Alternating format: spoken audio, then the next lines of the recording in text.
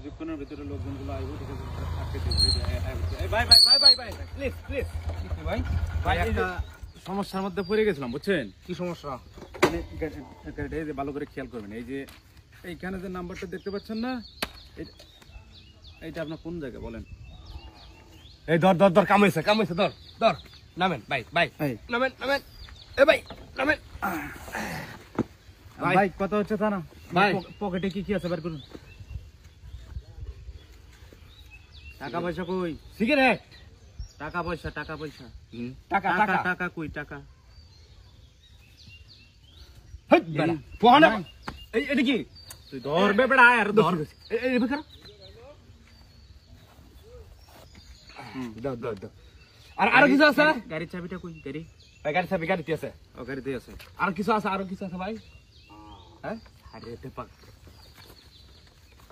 Mobile আছে। Mobile, এই হ্যাঁ রাখা মোবাইল, মোবাইলটা লো, হ্যাঁ মোবাইলটাই আগে।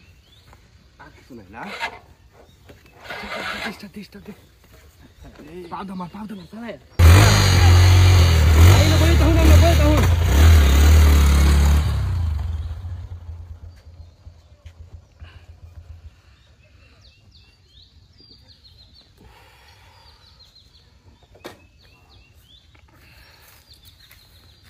আসসালামু আলাইকুম দর্শক, আর কথা হচ্ছে ভাই উঠেন।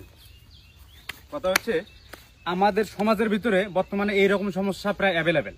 বিভিন্ন জায়গায় গেলে, নির্জন জায়গায় কিংবা বিভিন্ন রাস্তার মোড়ে, শহর বন্দরে এই সকল সমস্যাগুলো অ্যাভেলেবেল হয়ে থাকে। তো আমি আপনাদেরকে বলতে চাই, আপনারা যারা বাইক কিংবা গাড়ি বড় ধরনের কিংবা অটো রিক্সা এগুলো চালান, তো খুব সতর্কতার সহিত রাস্তাপথে চলাচল করবেন। এই সমস্ত নির্জন জায়গাতে যদি খালি এক দুইজনকে দেখেন, সেক্ষেত্রে তাদেরকে সন্দেহের চোখে দেখবেন, তাদেরকে টার্গেটটা ঠিক রেখে আপনারা কাজ চালিয়ে যাবেন, তাদের ভুলটা করবেন না। তাদের কাছ থেকে যাতে আমরা দূরে থাকি, ঠিক আছে?